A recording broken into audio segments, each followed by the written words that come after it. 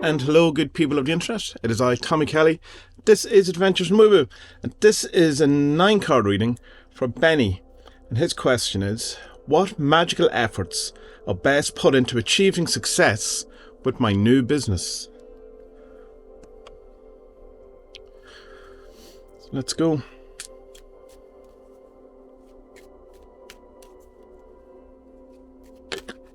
Okay, that's jumping out.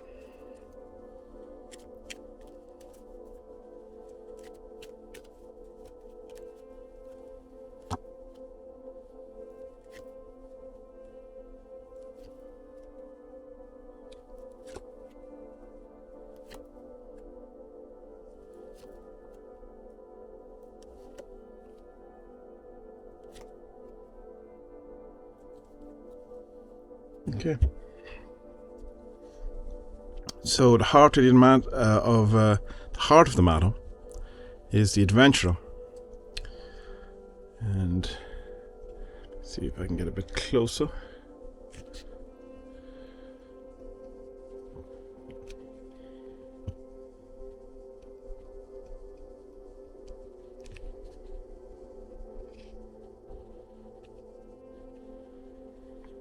Okay.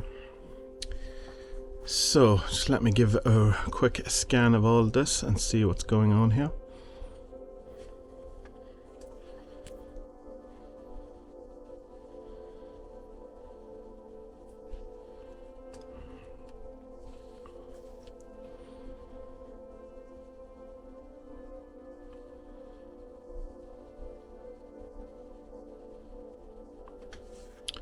Okay, so obviously, with the adventure being the heart of the matter, is the best way to approach it is as an adventure, as something that you can see rather than a chore, or see rather than I don't know, necessarily just like as some sort of rational business plan or something that you have down on paper, something that's in theory or whatever. So see, it's an adventure that you go into this with, for a sense of seeing what will happen. What will happen, rather than trying to, I suppose, have all the contingencies in place, or know exactly what's going to be, or have a very defined plan. Which I mean, at the same time, businesses need plans, but I suppose just that in the approach of it is to just kind of feel it of it like an adventure. And behind the adventure is this kind of sense of desperation that everything has gone wrong, that it's too hard or whatever. So that's the reason for seeing it as an adventure, is so that you don't want to feel that it's overwhelming, that it's too much, that it's too hard, that you have so much to work out, that you just, are expending all of this mental energy, that you've just become exhausted. It's the kind of, for that not to happen. So this is sort of desperate behind the adventure. That's why you see it. And how to do that is by looking at all of the things you have learned and do practical stuff.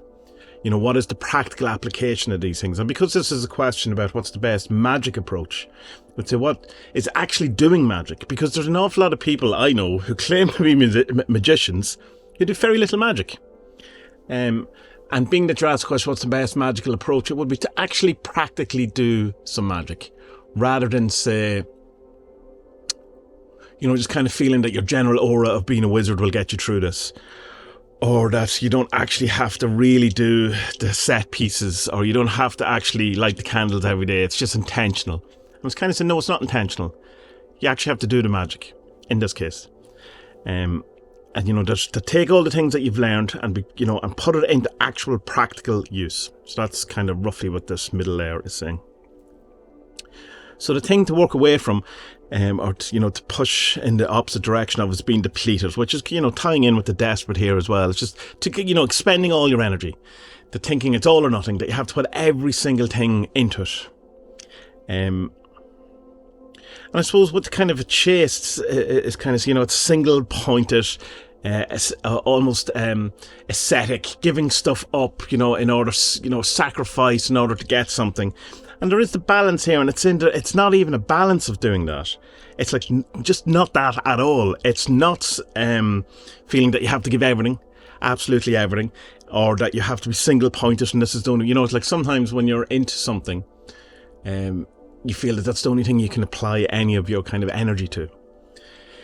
And that all of the rest of your life kind of, that you have less time, or you need to be single focused, which is just what I think in this case is the Chase is saying, single focus. And with the balance, and it's not that either. It's not about balancing, spending some time to be singly focused and to drain yourself and to put all your energy into it. It's not that at all.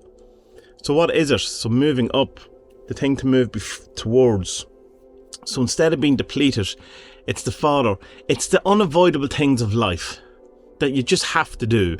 So in regard to business, say, that would be, taxes, getting permits, all of the legal things that have to be in order. Just do them and just get it done. But don't, it's not saying expend all this energy on it. It's just, this is the nature of it.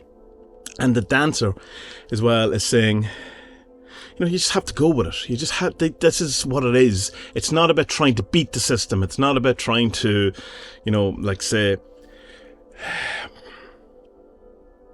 put so much effort into it that you kind of burst it, or you break the dam or something like that. It's just like you kind of have to go with it a bit. Just kind of, here's are the things that have to be done. This is the kind of way we have to approach it. The best magical approach is to do that, is to do the things, the practical things that have to be done.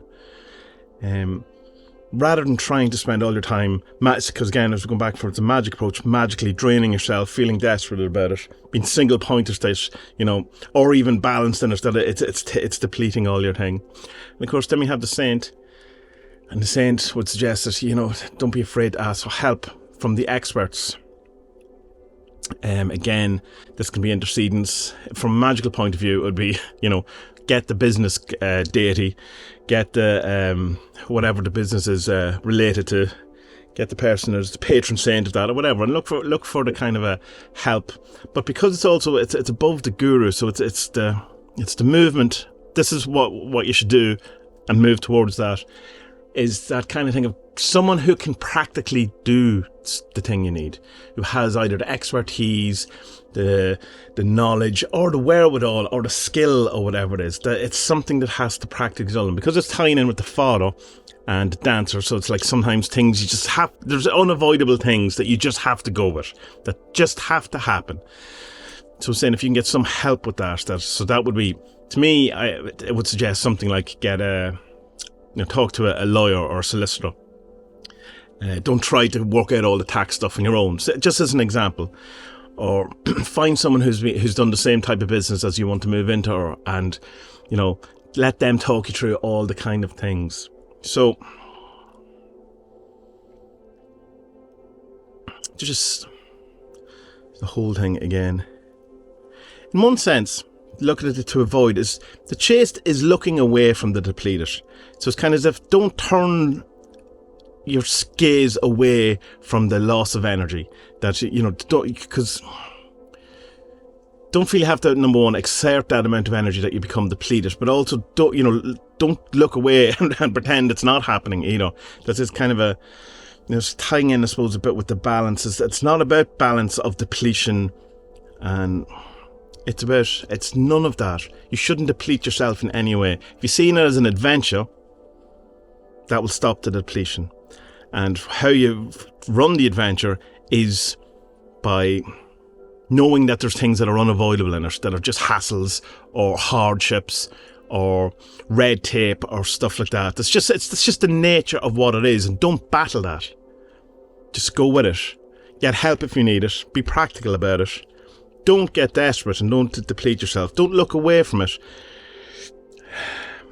And don't feel that you have to put it in balance. And I'm kind of reading that as a in a sense, a negative version of balance, in that, you're trying to allocate time. Now it's 2:00, I have to do this. I have between now and 4:00 to do this. Saying it's not that. Because the balance, the opposite ends here, it's the balance and the dancer, saying you just have to go with it. It's not about striking a balance. It's just, you have to do it. Yeah, so it's like kind of saying, there's things that have to happen, and if you try to make a balance out of it, they won't happen. You're not allowing it to happen. You just are unavoidable things. The two religious figures are interesting in the two corners, the chaste and the saint, with regard to magic. So that would be kind of, well, I suppose that this, you could see it strictly as this is kind of like a praying,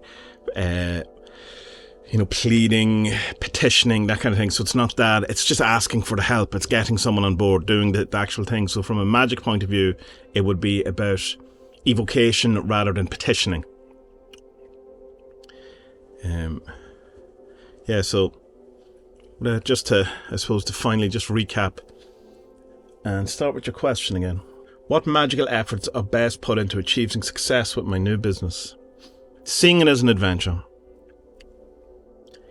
Be practical about it. Know that there are things that are unavoidable that you just have to do. You just have to get through it. And not to fight it, just to dance with it, to let it happen. Get help with all of these things. Avoid the burnout. Avoid feeling you have to put everything into it. That it has to be single focus. This is all you can focus on. Or in some way you have to balance things, whatever. It's not. It's just you have to go head first into it. Do the things that have to be done. Be kind of chilled and relaxed about it and get help where it's needed. But there's the magic is the practical. It's a practical magic. Actually doing magic. Actually doing the things. Not petitioning and hoping. It's doing the things. I think that's kind of all. Yeah, just don't become overwhelmed. You have the knowledge. You have things. You have help. See it as an adventure. So I hope that helps in some way, Benny. And good luck with your new business. I'm sure it will be brilliant. If you follow the advice given, I'm sure it'll be brilliant because you're brilliant.